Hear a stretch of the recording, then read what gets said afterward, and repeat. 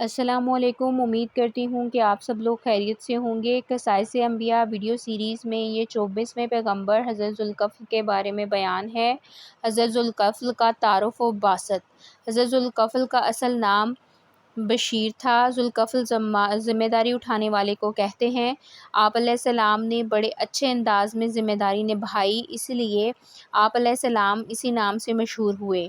آپ علیہ السلام بڑے نیک سیرت شخص تھے جنہیں اللہ تعالیٰ نے اپنی قوم کی رہنمائی کی ذمہ داری سونپی تھی۔ شیطان نے آپ علیہ السلام کو بہکانے کی کوشش کی لیکن کامیاب نہ ہو سکا۔ حضرت مجاہد علیہ السلام سے مروی ہے کہ جب حضرت عیسیٰ علیہ السلام بوڑھے ہو گئے تو انہوں نے سوچا کہ میں اپنی زندگی میں ہی اپنا نائب مقرر کر دوں۔ یہ سوچ کر انہوں نے لوگوں کے سامنے یہ اعلان کیا کہ جو آدمی بھی میری طرف سے 3 ذمہ داریاں قبول کرے گا میں اسے اپنا خلیفہ مقرر کر لوں گا، اور وہ ذمہ داریاں یہ ہیں: دن کو روزہ رکھے، راتوں کو قیام کرے، غصہ نہ کرے۔ ایک آدمی ذوالکفل نے کھڑے ہو کر کہا، میں یہ ذمہ داریاں قبول کرتا ہوں۔ حضرت عیسیٰ علیہ السلام نے انہیں اپنا خلیفہ مقرر کر لیا۔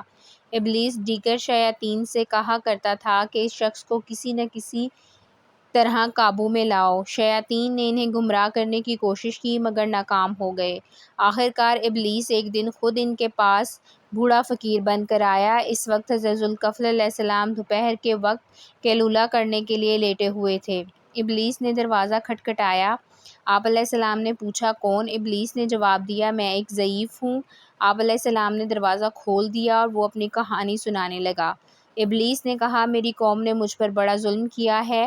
وہ اپنی بات کو طول دیتا چلا گیا یہاں تک کہ قیلولے کا وقت ختم ہو گیا اور عدالت میں جانے کا وقت ہو گیا۔ آپ علیہ السلام نے فرمایا کہ عدالت میں میرے پاس آنا، میں تمہارا حق دلا دوں گا۔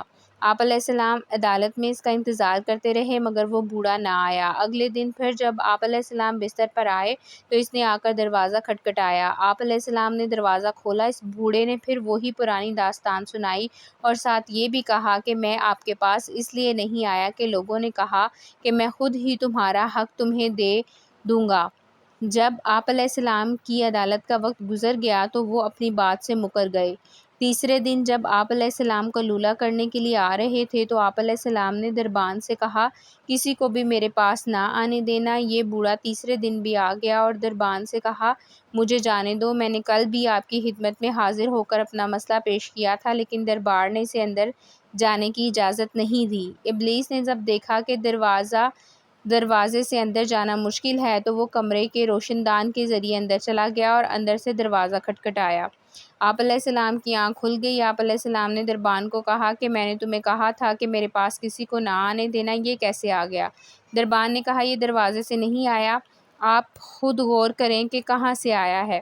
آپ علیہ السلام نے کہا کہ کیا تو اللہ کا دشمن ابلیس ہے؟ اس نے کہا، جی ہاں، میں نے آپ کو غصہ دلانے کے لیے کئی حربے استعمال کیے مگر آپ نے میری ہر کوشش ناکام بنا دی۔ اللہ تعالیٰ نے قرآن مجید کی 2 صورتوں میں آپ علیہ السلام کا ذکر خیر فرمایا ہے۔ قرآن پاک کی سورہ انبیاء آیت نمبر 85 سے 86 کا ترجمہ ہے، اور اسماعیل، ادریس اور ذوالکفل کو بھی یاد کیجیے، یہ سب بڑے صبر کرنے والے لوگ تھے اور ان سب کو ہم نے اپنی رحمت میں داخل کیا اور یہ سب ہی نیک لوگ تھے۔ قرآن پاک کی سورہ ص آیت نمبر 48 کا ترجمہ ہے، اور آپ اسماعیل، یسع اور ذوالکفل کا بھی ذکر کیجیے، یہ سب ہی نیک لوگوں میں سے تھے۔